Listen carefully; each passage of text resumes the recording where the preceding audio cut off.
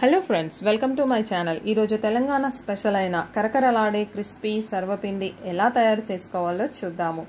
ముందుగా దీనికి కావాల్సింది ఒక బౌల్లో కొద్దిగా బియ్యం పిండి తీసుకొని దాంట్లోకి సన్నగా తరిగిన కరివేపాకు, ముందుగా 10 నిమిషాల ముందు నానబెట్టిన శనగపప్పు ఇందులోకి వేయాలి. ఇప్పుడు ఒక పచ్చిమిరపకాయలు తీసుకొని వాటిని 2గా కట్ చేసి మిక్సీ జార్లో వేసుకోవాలి.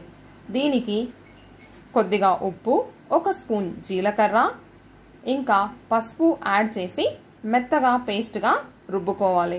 ఈ గ్రైండ్ చేసిన పేస్ట్ని పిండిలోకి వేసి మంచిగా కలపాలి.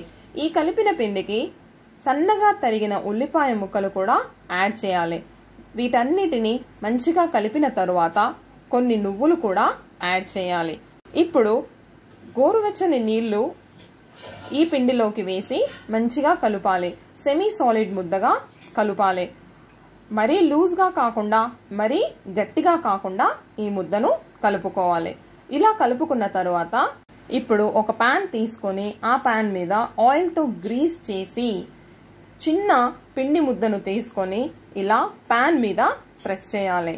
ఇలా ప్రెస్ చేసిన పాన్ మీద మధ్యలో చిన్న చిన్న హోల్స్ పెట్టాలి. ఈ హోల్స్ ఎందుకు పెడతాము అంటే ఆ హోల్స్ లోంచి ఆయిల్ లోపలికి వెళ్ళి మంచిగా సర్వపిండిని ఫ్రై చేస్తుందన్నమాట. అందుకనే ఈ హోల్స్ పెడతాము. దీన్ని ఇప్పుడు స్టవ్ మీద పెట్టుకోవాలి. ఒక 5 మినిట్స్ తర్వాత మనం చూస్తే మన కరకరలాడే క్రిస్పీ సర్వపిండి రెడీగా ఉంటుంది. ఒకవేళ సర్వపిండి మనకు ఇంకో సైడ్ ఫ్రై అవ్వకపోతే దాన్ని తిరిగి వేసి కూడా ఫ్రై చేసుకోవచ్చు. ఫ్రెండ్స్ చూడండి, మన తెలంగాణ స్పెషల్ అయిన కరకరలాడే సర్వపిండి సిద్ధం.